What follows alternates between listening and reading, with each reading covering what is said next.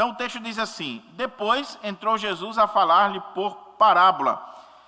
Ele usava esse recurso, lembrando que, qual é o propósito das parábolas, meus irmãos?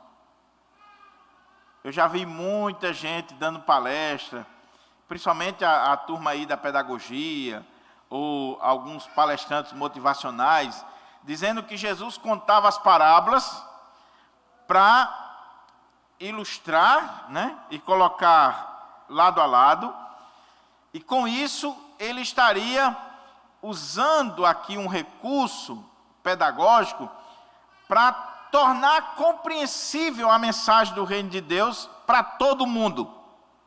É isso que a Bíblia diz? Não. A parábola ela tinha um propósito, que era esconder o reino de Deus daqueles que não pertenciam ao reino de Deus. A parábola nunca foi para ampliar completamente, mas para encurtar a visão. Era para aqueles que não pertenciam ao reino, eles não iriam entender. Eles não iriam facilmente pegar aquela ideia, somente quem era do reino, porque Jesus explicava a parábola individualmente. Mas é interessante que aqui, aqueles que não pertenciam, pelo menos que não estão abraçando o reino, eles vão entender completamente o sentido da parábola, muito embora não seja um entendimento salvífico, não seja para salvação, mas para a própria condenação deles. O texto diz assim: depois entrou Jesus a falar-lhes por parábola. E a parábola é a seguinte: um homem plantou uma vinha, cercou-a de uma sebe, construiu um lagar, edificou uma torre, arrendou-a a uns lavradores e ausentou-se do país. Jesus pega uma imagem, uma ilustração, que era muito comum naquele tempo, principalmente no contexto do povo de Israel. Haviam homens ricos, proprietários de terra, homens que tinham muita terra e que faziam aquilo que quem é do interior sabe muito bem: arrendavam essas terras. Ele não tinha condições ou não queria cuidar daquela terra no dia a dia, então ele arrendava a terra a uns lavradores. Mas esse homem aqui, ele fez uma coisa interessante. Ele preparou toda a vinha. Olha como é que diz o texto: um homem plantou uma vinha. Aí diz, ele plantou a vinha, ele colocou uma cerca, ele cercou essa vinha, né, cercou-a de uma sebe, para impedir a entrada de predadores, de animais, de pessoas que queriam destruir. Construiu um lagar, para a questão das uvas, né, que seriam espremidas. Edificou uma torre, que é onde era armazenado todos os equipamentos, e os homens ficavam para vigiar a vinha. E, após deixar tudo pronto, ele arrendou a uns lavradores e ausentou-se do país. Esse homem não só arrendou a terra, ele plantou a vinha, ele cercou, ele tomou todas as providências necessárias para que aquela vinha produzisse cada vez mais. Ele cuidou do terreno, ele cuidou da segurança daquela vinha, ele contratou as pessoas e, após ele arrendar, ele vai embora do país. Por que Jesus está contando essa parábola aqui? Primeiro porque a imagem da vinha era muito comum no contexto de Israel, não só porque eles viviam da agricultura, eles viviam daquele tipo de trabalho, mas porque os profetas, principalmente o profeta Isaías, já havia utilizado essa imagem da vinha para falar ao povo de Israel. Se você olhar lá no capítulo 5 de Isaías, você tem uma parábola da vinha, que é muito parecido com o que Jesus está dizendo aqui, muito embora tenha algumas diferenças.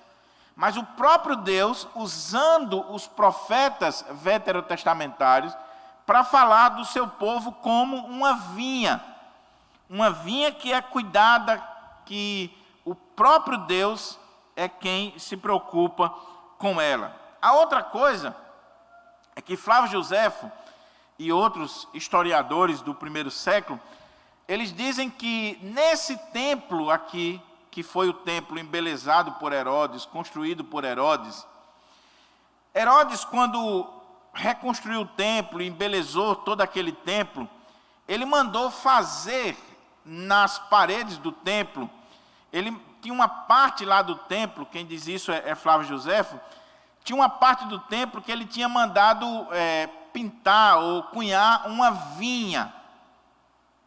Não se sabe qual era o propósito, talvez lembrando dos profetas do Antigo Testamento, alguém deve ter falado isso para ele, mas o fato é que naquele templo, e talvez no local onde Jesus estava, era exatamente onde tinha essa imagem, né, de uma vinha, Herodes tinha mandado fazer. Então Jesus aproveita aquele ambiente, aproveita aquela imagem que está ali diante do povo, e ele vai ilustrar aquilo que ele quer dizer, usando essa imagem aqui da vinha.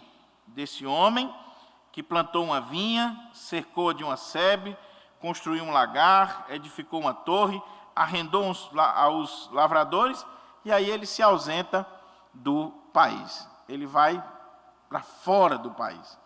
E como eu disse, era muito comum acontecer isso em Israel. Aí o texto continua dizendo que no tempo da colheita, esse homem que estava fora do país, ele enviou um servo aos lavradores para que recebesse deles dos frutos da vinha. Nada mais justo. Havia um acordo, havia um arrendamento, havia um contrato de que quando chegasse a época dos frutos, eles provavelmente partiriam meio a meio, né? Como acontece ainda hoje. Chegou o tempo, ele manda um servo. Preste atenção na palavra servo aí, porque é muito interessante, como eu disse, cada detalhe dessa parábola a gente prestar atenção. Diz que aqueles lavradores, eles, porém, agarraram esse servo, espancaram e o despacharam vazio. Que coisa estranha, né? Como é que você recebe uma vinha toda pronta? Você é privilegiado. Você estava sem trabalhar, você não tinha serviço, não tinha terra, não tinha nada, e alguém planta uma vinha, cerca ela, constrói uma torre, faz o lagar, tudo pronto, você só entra com a mão de obra o dia a dia do seu serviço, e na hora que esse dono da vinha, ele manda buscar os frutos, né, a parte dele, você pega o servo dele, espanca e manda ele vazio. Meus irmãos, aqui talvez a gente já comece a ver aqui o que é a natureza humana, né? O quanto o homem é mau, é um ser caído. É difícil você olhar para a natureza humana e não ver esse impacto da queda, do primeiro pecado na vida do homem. De novo, o dono da vinha, parece que ele era paciente. Parece não, ele era e é.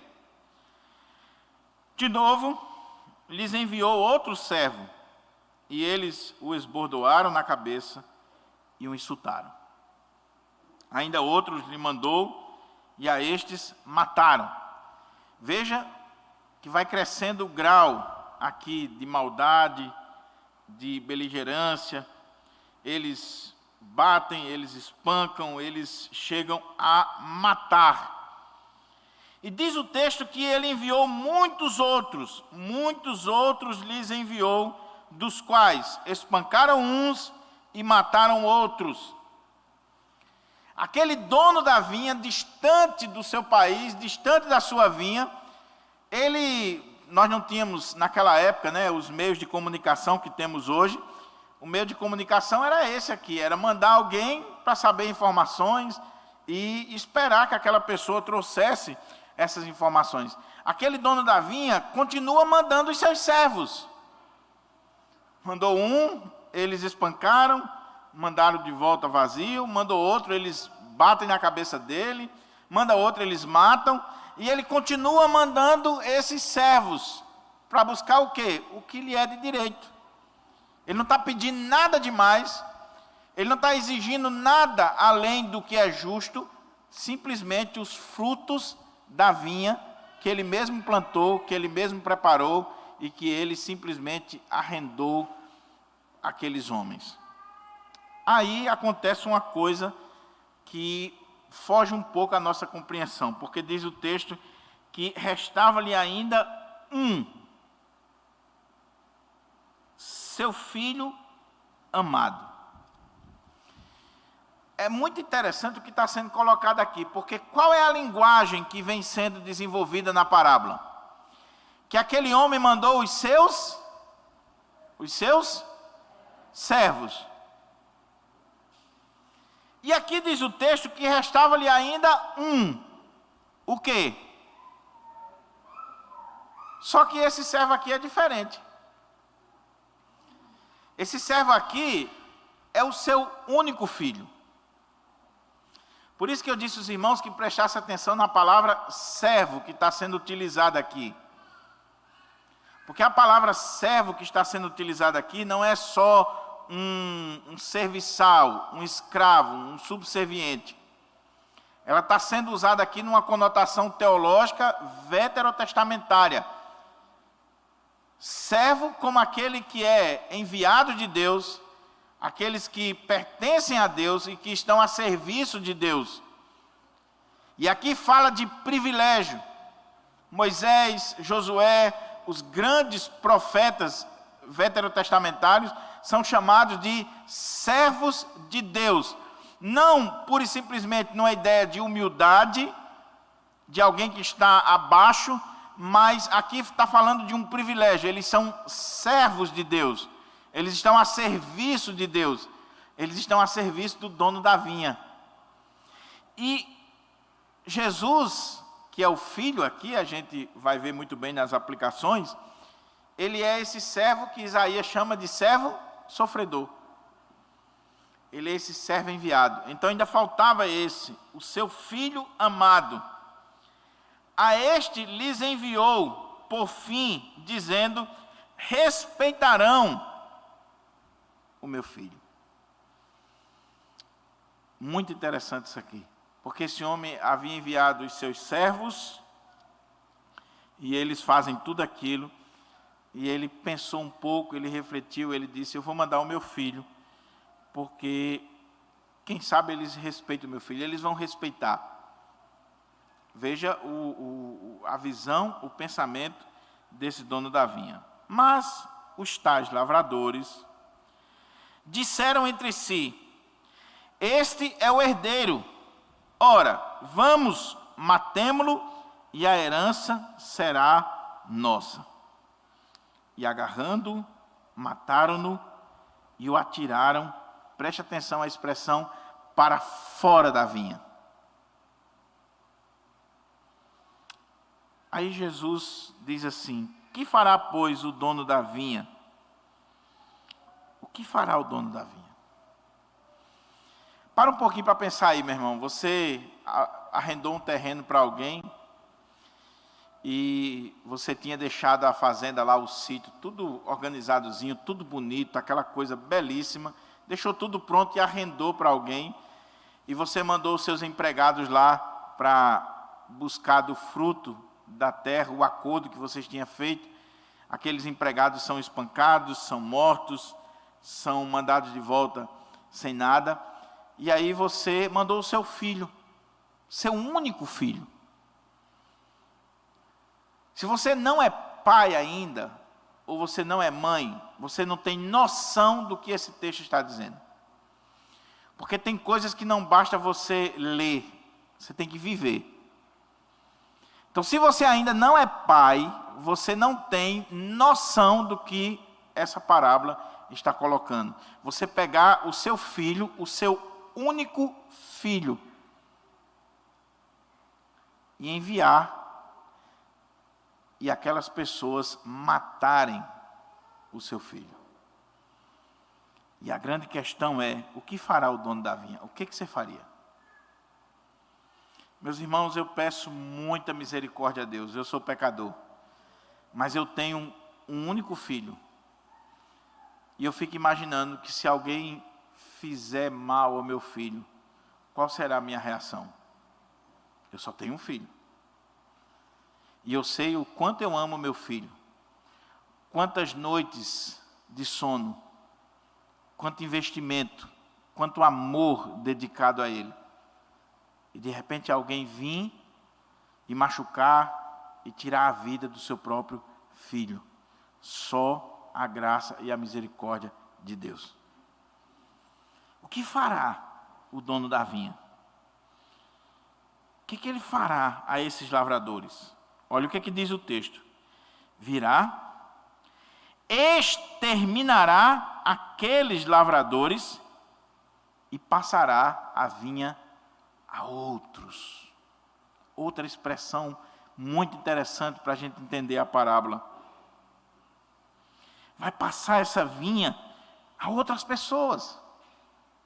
O dono da vinha agora é ele que vem. E ele não vem só.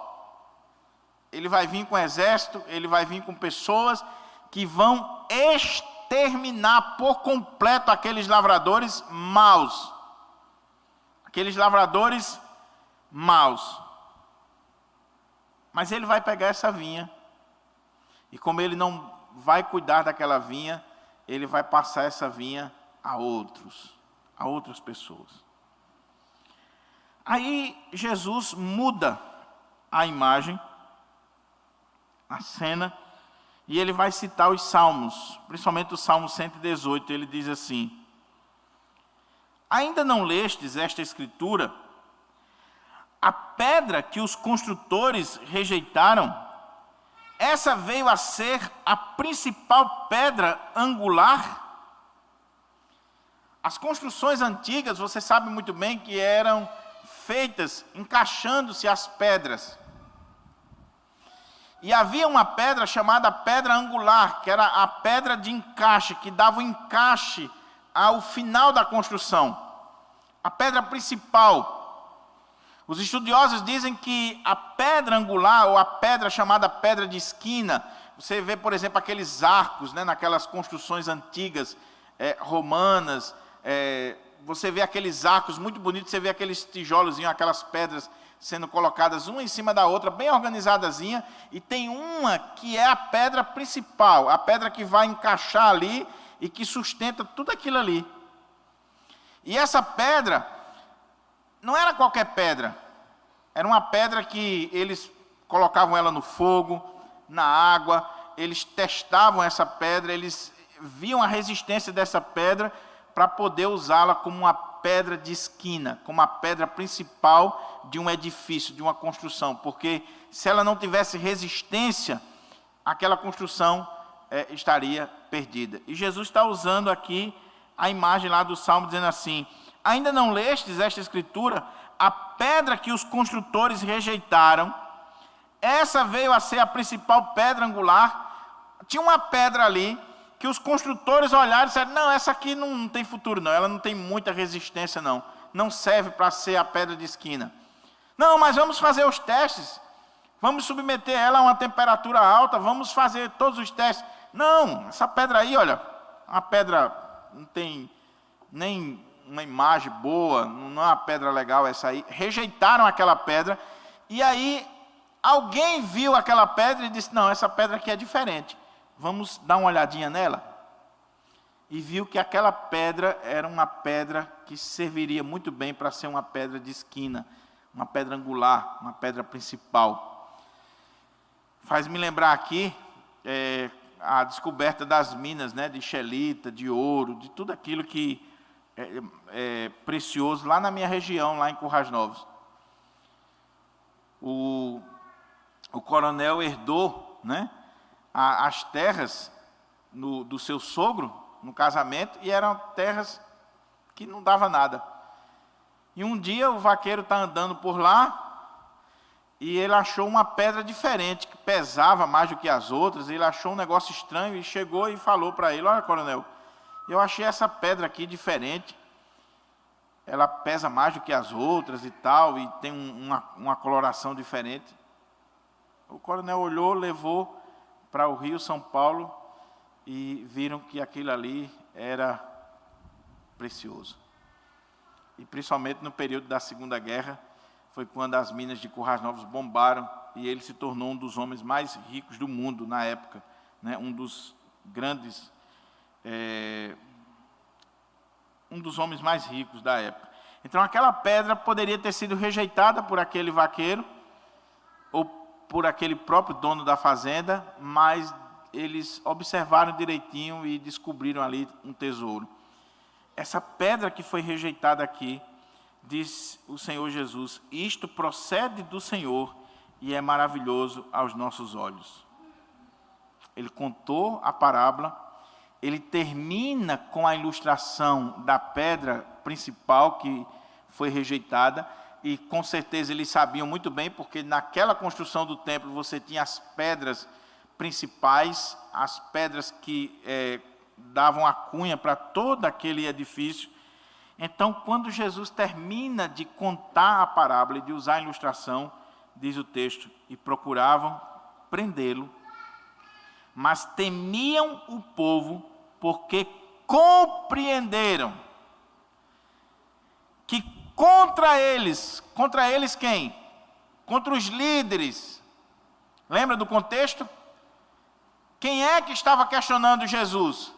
O povo? Não.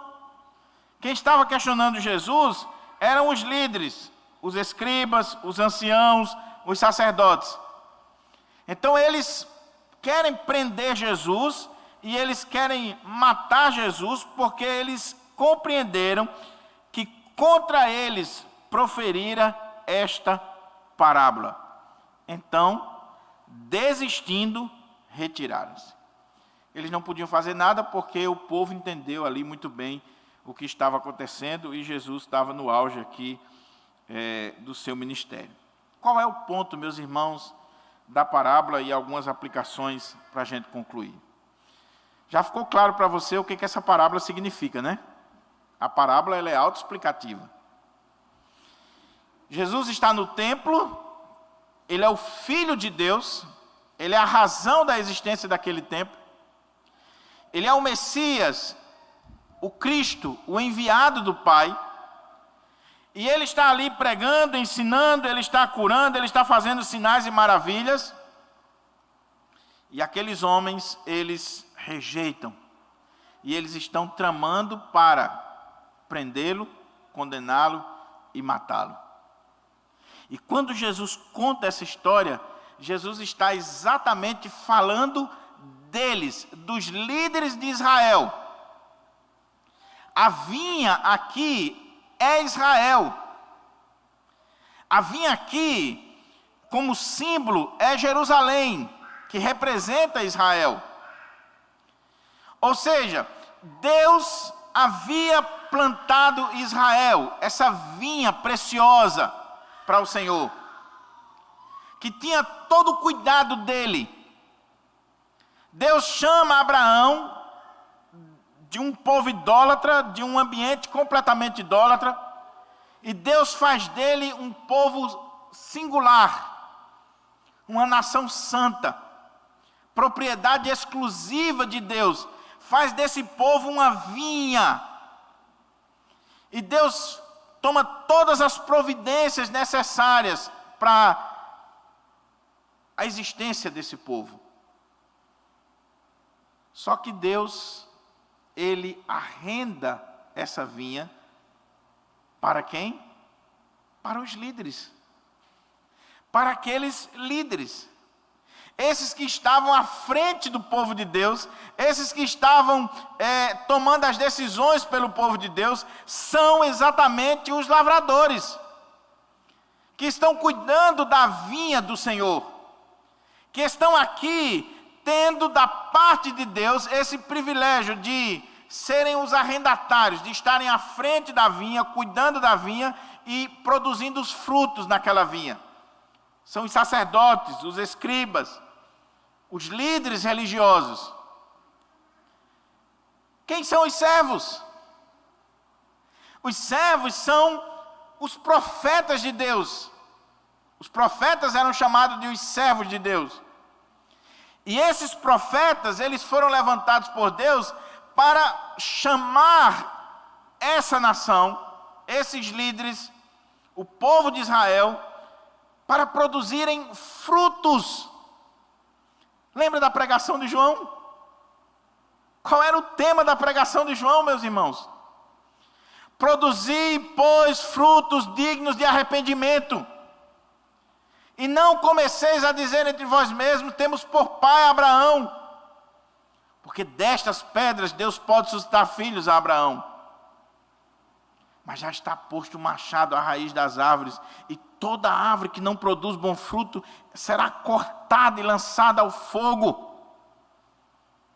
Então, se Deus é o dono da vinha, e Ele é, se Ele deu todas as condições para que a vinha produzisse fruto, Ele arou a terra, Ele plantou a vinha, Ele cercou-a de uma sebe para que animais, raposas, para que todo tipo de predadores não adentrassem aquela vinha e destruíssem a vinha. Se Ele constrói ali uma torre para armazenar os frutos, para guardar os instrumentos, para abrigar os líderes, para que os sentinelas olhassem e vigiassem aquela vinha dos ladrões. Ele deu todas as condições necessárias para que essa vinha produzisse frutos, frutos, frutos. Nada mais justo que em algum momento da história ele chegue e exija os frutos. É quando ele manda os profetas dizendo assim: produzam frutos dignos de arrependimento. Cadê os frutos de vocês? Eu plantei a vinha, eu arrendei a vinha para vocês, e agora, cadê os frutos? Veja, meus irmãos, que isso aqui é muito sério. Porque quando o Senhor agora manda os servos para buscarem os frutos, para verificarem os frutos, estes lavradores maus, ao invés de receberem esses servos e mostrarem e colocarem à disposição deles os frutos que eles produziram, eles espancam, eles matam, eles tratam mal os servos. E foi assim que Israel fez com os profetas. Veja os profetas no Antigo Testamento, veja a história dos profetas.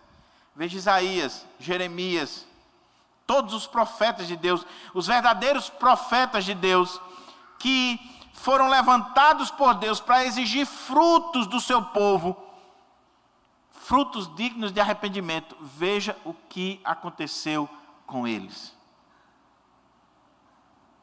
Mas Deus continua mandando os profetas. Deus, de uma forma paciente, longânima, misericordiosa, graciosa, Deus continua levantando os profetas. Ele vai levantando os profetas, até chegar João. E ele levanta João, e a pregação de João é frutos dignos de arrependimento. E acontece a morte de João, naquele contexto do povo de Deus. E aí ele agora diz: eu vou enviar o meu filho, meu único filho. E quem sabe eles vão respeitar. Porque estava profetizado lá em Daniel capítulo 7, Isaías 53, todos os profetas falaram desse filho, desse Messias que viria, desse que era a razão daquela vinha. E aí vem o Senhor Jesus, esse filho do dono da vinha, esse herdeiro da vinha, aquele que é a razão de existência dessa vinha, porque o pai, quando constrói alguma coisa, ele constrói para o filho. Ele sabe que vai embora, que vai deixar tudo para o filho. Então tudo que existe, toda a vinha é de Jesus. Ele é o herdeiro de todas as coisas. O Pai manda. E o que eles fazem? O que eles estão pretendendo fazer, que o texto está dizendo? Eles vão... Veja, meus irmãos, como a imagem que Jesus está colocando aqui é muito clara. E agarrando, mataram-no e o atiraram para fora da vinha. Jesus morreu fora de Jerusalém. Só que o texto diz que o Senhor iria não só exterminar aqueles lavradores maus, mas que ele iria pegar essa vinha e passar para outros. E o ponto aqui, meus irmãos, é exatamente esse. Talvez não tenha um texto da Bíblia mais claro sobre a salvação do ponto de vista dos gentios que esse aqui. Os judeus rejeitaram o Filho de Deus, mataram o Filho de Deus. E agora, essa vinha lhe será tirada e vai ser dada a outros. Daí a salvação vindo para os gentios. Essa pedra que é Cristo, a pedra angular, ela foi rejeitada, ela foi descartada, mas ela veio ser a principal pedra. Então, o texto é muito claro. Quem é o dono da vinha? Deus, o Pai. Quem é a vinha? A nação de Israel, representada aqui por Jerusalém. Quem são os lavradores maus? A liderança. Aqueles que estavam à frente do povo de Deus e que tinham a responsabilidade de cuidar do povo de Deus e não cuidaram, não produziram os frutos, não queriam dar conta dos frutos. Quem são os servos? Os profetas, os pregadores, os ministros de Deus na antiga aliança. Quem é o filho, o herdeiro? O próprio Senhor Jesus, que agora está diante deles e eles têm uma ideia fabulosa. Esse é o herdeiro, ele está se colocando como filho de Deus, porque era essa a principal acusação que os judeus levantavam contra Jesus. Ele se faz igual a Deus, ele se coloca como filho de Deus, e isto é blasfêmia. Então vamos matá-lo. Mas ele continua sendo a pedra principal. Rejeitada sim pelos homens, mas ele continua sendo a pedra principal, a pedra de esquina, aquela que procede do Senhor e que é maravilhoso aos nossos olhos.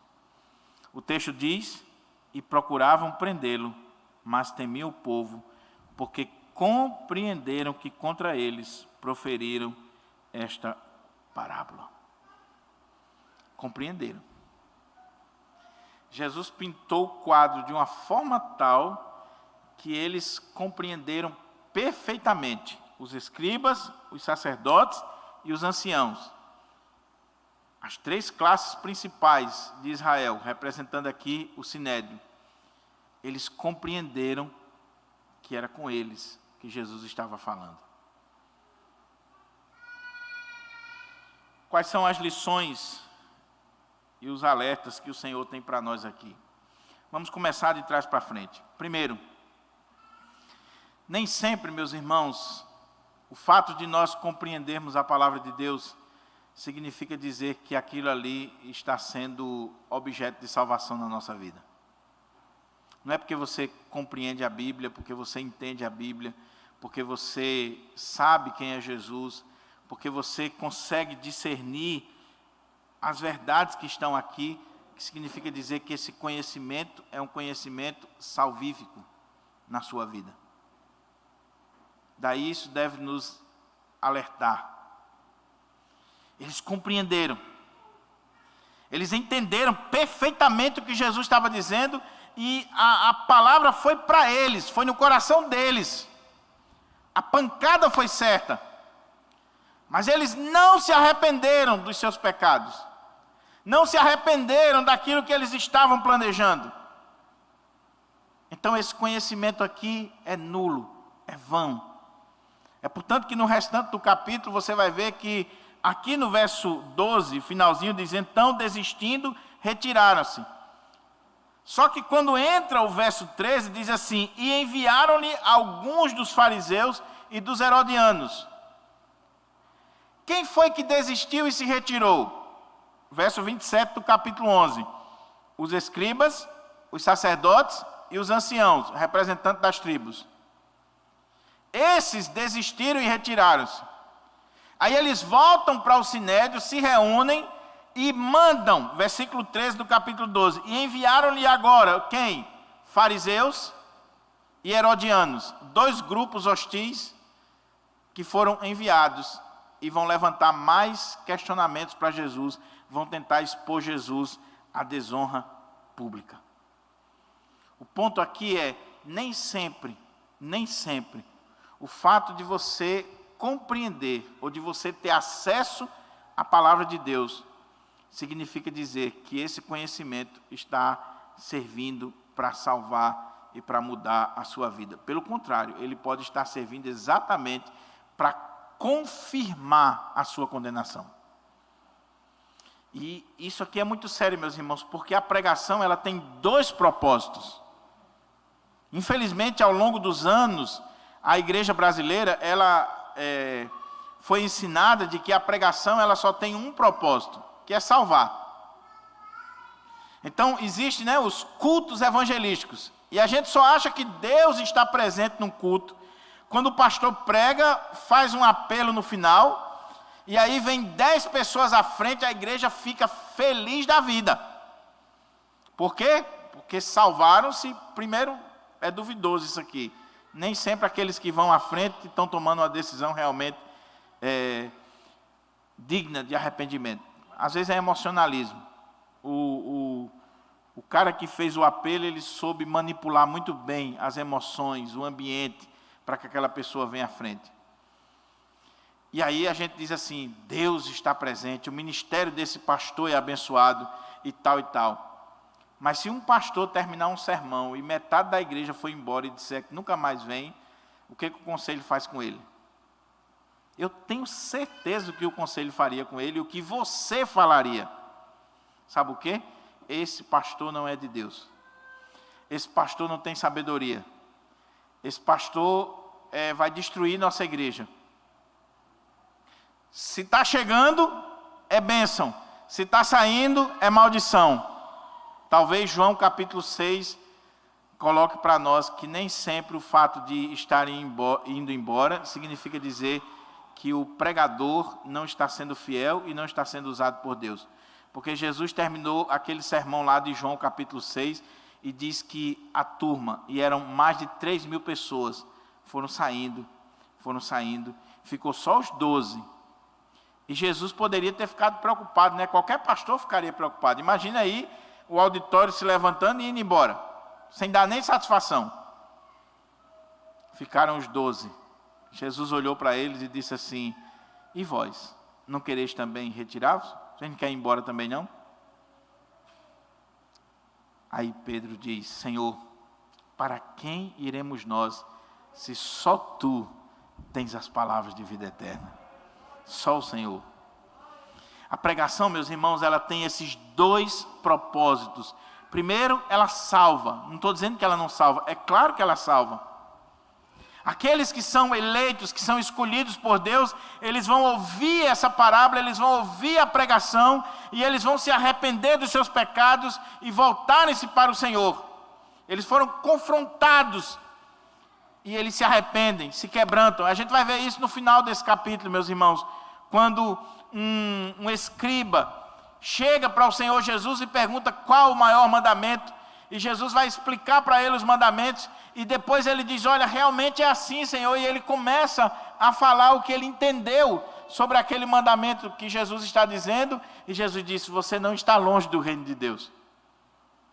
Mas também a pregação tem o outro propósito, de condenar, de selar a condenação, que foi o que aconteceu aqui. Eles compreenderam, mas eles não se arrependeram, eles não se quebrantaram, eles saíram para planejar matar o Senhor Jesus. Então, o ponto é, nem sempre a compreensão do Evangelho é salvífica. Não é porque você lê a Bíblia, não é porque você vem à igreja, não é porque você ora, não é porque você dá dízimo, não é porque você lê os livros de teologia que significa dizer que você é crente, que você é salvo, que você é um filho e uma filha de Deus. Tem coisas muito mais profundas do que isso. E uma das dicas para você ver se você é um filho de Deus é quando a palavra de Deus ela vai de encontro ao seu coração, ela confronta você, se você se quebranta e se você muda de vida. Se você escuta a palavra de Deus e a palavra de Deus questionou você e colocou você no canto da parede e você não se quebranta, não é ovelha, meu irmão. É bode. Porque a ovelha, você pode empurrar um punhal na ovelha, ela se quebra ali. O bode vai para cima dele para você ver. E tem muito bode nas igrejas. Que ao invés de mudar, ele quer que o pastor mude, que a pregação mude, que a igreja mude, porque ele não quer mudar. Segunda coisa que eu vejo aqui, meus irmãos, nesse texto, é que privilégios implicam em grandes responsabilidades. Irmãos, olha o que aconteceu com o povo de Israel, com a liderança de Israel. O Senhor deu a eles o privilégio de cuidar da vinha do Senhor. E na hora o Senhor vai exigir os frutos. E isso é um alerta para nós, pastores, presbíteros, diáconos, pregadores, aqueles que estão à frente da vinha do Senhor, que é a igreja do nosso Senhor e Salvador Jesus Cristo. Será que nós estamos cuidando dessa vinha a ponto dela dar os frutos dignos de arrependimento? Porque o Senhor, no tempo certo, Ele vai exigir os frutos. Ele vai querer os frutos. E um ponto interessante, nós não somos os donos da vinha. Você, pastor, que está me assistindo agora, guarde isso no seu coração. Você não é o dono da igreja. A igreja não é sua. A igreja não lhe pertence. A igreja tem um dono. Você simplesmente está ali para cuidar da vinha do Senhor. E no tempo certo Ele vai exigir de você os frutos. Mas tem muito pastor que se coloca como dono da vinha. E que o Senhor pode levantar os profetas, pode levantar os presbíteros, a liderança, quem quer que seja, mas ele se colocou num pedestal como o dono daquela vinha e ele está disposto a matar quem quer que seja para continuar ali. Ele se apossou. Como diz no seminário, ele se apaixonou pela noiva. E nós não podemos nos apaixonar pela noiva. A noiva é de Jesus. O amigo do noivo era aquele que cuidava da noiva, enquanto o noivo ia realizar as suas tarefas, ele ia passar 1 ano, 2 anos fora, se preparando para o casamento, e aí ele deixava a sua noiva aos cuidados do seu amigo. E aquele amigo, ele tinha algumas coisas ali que deveria lhe preocupar. Primeiro lugar, jamais se apaixonar pela noiva, jamais. Ela poderia ser a coisa mais bela do mundo, mas ele não poderia se apaixonar pela noiva. Segundo, ele não poderia entregar a noiva para o noivo da mesma maneira que recebeu ou inferior. Porém, melhor. Porque o noivo foi e ele quer receber uma noiva ataviada, uma noiva bonita, bem cuidada para o seu casamento. Então, nós, os líderes, nós somos esse amigo do noivo que está cuidando da noiva. Nós somos esses lavradores que está cuidando da vinha do Senhor e que nós devemos ter muito cuidado para não querer se apossar da vinha. Mas a outra coisa que me chama a atenção aqui, dentre tantas aplicações, a gente poderia fazer aplicações aqui, meus irmãos, se eu fosse seguir uma ordem mais pormenorizada do texto, eu poderia dizer assim, vamos ver o que esse texto nos ensina sobre Deus, o que esse texto nos ensina sobre o homem, o que esse texto nos ensina sobre os frutos que nós devemos dar para o Senhor.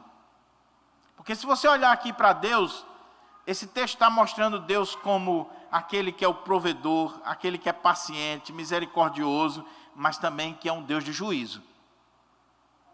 Que vai chegar a hora em que Ele vai pedir contas daqueles que cuidam da vinha. Então, olha a imagem de Deus que está sendo passada aqui. Se é o Deus que você serve. Ele é bom, Ele é misericordioso, Ele é paciente, Ele manda os profetas, Ele manda os servos, Ele tem toda a paciência, Ele é longânimo. Mas vai chegar o dia em que Ele exercerá juízo. A outra coisa é a natureza humana, como eu disse. Esse texto mostra para nós o que é o ser humano caído, alienado de Deus, afastado de Deus. Por mais religioso que ele seja, e meus irmãos, guarde isso no coração, não existe ambiente mais perigoso para a nossa vida do que o ambiente do templo, da religião. Que é isso, pastor? Sim. Porque, como alguém já disse, os corações mais duros não estão do lado de fora, estão do lado de dentro da igreja, nos templos. Porque aqui você está ouvindo a palavra de Deus diuturnamente. Você está tendo contato com o sagrado, com o louvor, com a pregação, com a intimidade com Deus. E mesmo assim, muitas vezes nós manifestamos um coração duro. Duro. Esses homens, meus irmãos, lidavam com a lei, lidavam com as coisas de Deus, com os sacrifícios, com as orações, com toda a estrutura religiosa, e mesmo assim, eles são duros de coração, a ponto de rejeitar o Filho de Deus, de não querer saber do Filho de Deus. Mas eu quero concluir chamando a atenção para um ponto aqui, que eu acho que é extremamente importante. Esse dono da vinha, esse herdeiro da vinha, o nosso Senhor Jesus Cristo. Como nós temos nos relacionado com Ele? Como é que nós olhamos para Ele? Como é que nós tratamos Ele? Você já parou para pensar isso? O Pai enviou os profetas e eles foram maltratados, eles foram mortos. Ele enviou o seu Filho, ele é maltratado, ele é morto, mas ele ressuscitou. A pergunta é, como nós continuamos tratando o Filho de Deus? Aquele que é o herdeiro da vinha. Como é que nós tratamos ele? Jesus é o amado da sua alma? Jesus é a pedra angular da sua vida? Jesus é a razão da sua existência? Lembra do que diz o Salmo? Que nós devemos beijar o Filho. O Pai tem todo o carinho pelo Filho. Lembre-se, meus irmãos, o amado de Deus não é você nem eu, é Cristo. E nós somos amados em Cristo. Você sabe por que você foi criado? Eu estava ouvindo uma pregação do Dr. Shedd uma vez, e ele disse uma coisa extraordinária. Leia as cartas de Paulo, leia principalmente Colossenses e outras cartas de Paulo, Hebreus. Você sabe por que você foi criado? Que o universo foi criado? Você sabe por que a vinha foi estabelecida? Só por causa do Filho. Todas as coisas foram criadas para Cristo, por Cristo, em Cristo. É por causa do Filho. E Dr. Shedd disse assim, Deus ama tanto, tanto o seu Filho, que Ele resolveu criar os seres humanos, para que esses seres humanos fossem a imagem do seu Filho, porque Ele queria ver esse Filho como que multiplicado em milhares, milhares e milhares de pessoas. Oh, meus irmãos, isso é tão sério. Por isso que a palavra de Deus diz que nós devemos ser a imagem de Jesus Cristo, que nós devemos imitá-lo, que nós devemos viver a vida dele. Porque é isso que o Pai quer, é que nós sejamos iguais a Cristo, porque o Pai ama o seu Filho. Você ama a Cristo? Você ama Ele de todo o seu coração? Muito mais importante do que aquela vinha, era o herdeiro da vinha, o dono da vinha. Não se perca com as particularidades. Olhe para aquele que é o dono da vinha, que é o herdeiro da vinha, que é o Senhor da vinha, é o nosso Senhor. Ele é a razão de nós estarmos aqui nesta manhã. Se você veio aqui, meu irmão, por causa da liturgia do culto, por causa do pastor, por causa da identidade da igreja, por qualquer outro motivo que não seja o herdeiro da vinha, que não seja Cristo, você veio pelos motivos errados. Você tem que vir aqui no dia do Senhor, porque você quer agradar o Senhor, adorando, bendizendo, louvando o herdeiro da vinha do Senhor. Mas eu quero concluir essa reflexão dizendo o seguinte: meu querido irmão, minha querida irmã, essa vinha, ela está pronta, preparada, e ela precisa de trabalhadores. Seja um trabalhador na vinha do Senhor. Seja um trabalhador disposto a fazer com que essa vinha produza mais frutos, e mais frutos, para a glória do Senhor. Para que quando o Filho vier, ele veja muitos frutos, e ele receba muitos frutos. Então eu queria conclamar você a sair daqui e dizer: Senhor, me dá a graça de produzir frutos nessa vinha. Eu não quero jogar peso sobre você não, meu irmão, mas eu queria lhe perguntar de coração, assim como eu pergunto para mim: você já tem dado frutos na vinha do Senhor? Quando você olha para o ambiente da vinha e quando você olha ao seu redor, você consegue ver frutos que foram produzidos através de você, do seu trabalho, do seu empenho, que Deus usou você? Alguns anos atrás foi feita uma pesquisa da Associação Billy Graham e chegaram à conclusão que 95% dos crentes são estéreis, não dão frutos. 95%. E a pesquisa dizia que se isso fosse um fenômeno biológico, a raça humana estaria em extinção. Você já pensou se cada membro aqui de Pirangi orar a Deus, se preparar, investir tempo, recursos, pedir a Deus sabedoria para ganhar uma alma para Jesus, uma pessoa, produzir um fruto durante esse ano que vem? Se cada membro aqui de Pirangi tivesse esse propósito no seu coração e Deus lhe desse a graça, o que a gente ia ter que fazer no final do ano? Tem que ampliar o templo, porque já não caberia mais. Mas tem pessoas que entram ano e sai ano, e ela está satisfeita em não dar nenhum fruto no reino de Deus. Ela dá fruto para a empresa, ela dá fruto para o Estado, ela dá fruto para tudo no mundo, menos no reino de Deus, nas coisas de Deus. Então, meu querido, em nome de Jesus, não pense que o Senhor só vai pedir dos líderes, não. Ele vai pedir de você também. Quais os frutos que você tem produzido lá no seu trabalho, lá na sua escola, lá no condomínio onde você mora, na rua que você mora? Quais os frutos? Quanto tempo de crente você tem? E nesses anos de crente que você tem, quais os frutos você deu? Quantas pessoas, usando uma linguagem bem coloquial, quantas pessoas você botou para dentro da igreja, no reino de Deus? Talvez nenhuma, né? Agora, se você parar para pensar quantas você já botou para fora, com a sua linguinha, com o seu comportamento, muitas vezes prejudicando a obra do Senhor, talvez o número passe de 10. Porque tem gente que nunca conseguiu botar alguém para dentro da igreja. Agora, para fora, meu irmão, é a especialidade dela.